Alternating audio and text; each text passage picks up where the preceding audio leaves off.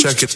Everyone, this is Kanika Sharma from J International School, and today we are going to study about the Ohm's law, and with the Ohm's law how we can find out the resistance of unknown wire that we're gonna do today. Is it clear? So let's first understand which type of apparatus we need for the Ohm's law things. Come. First of all, this is battery eliminator. Battery eliminator firstly connected, and we need a meter, voltmeter, unknown resistance wire that we have to be measured, and another is rheostat.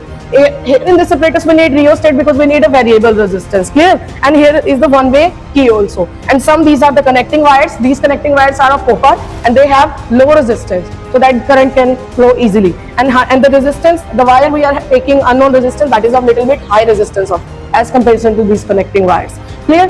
So this is whole apparatus we're going to use it today.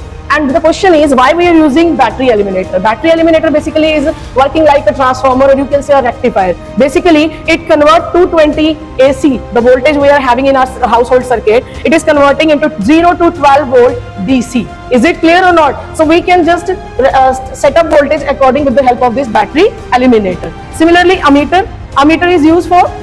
Ammeter is used for measure of current. Very good. And similarly we need voltmeter for? Voltmeter is used for measure voltage. Very good. So this is how we're gonna use the operators and all, and rheostat is basically for the variable resistance. Now let's understand with the reading part. Come. So understand the reading part of this apparatus. Clear? So come with the first of all we have on the device the battery eliminator, and I have set up the voltage at 2 volt, 4 volt, 6 volt, choice is yours. That I have considered 2 volt. Is it clear? मैंने वहाँ पे battery eliminator को 2 volt पे consider out किया, and then I'm connecting the positive terminal of battery eliminator should be connected to the positive terminal of ammeter, and negative terminal of ammeter should be connected to the voltmeter terminal, and the next terminal should be connected to the one end of the rheostat, and another end of rheostat should be connected to the one-way key, and this another end of the one-way key should be connected to the another end of the battery eliminator. And now what we're gonna do, first of all, if I just put this key, I close the circuit, and I can see that there is a deflection in ammeter and voltmeter. It means what?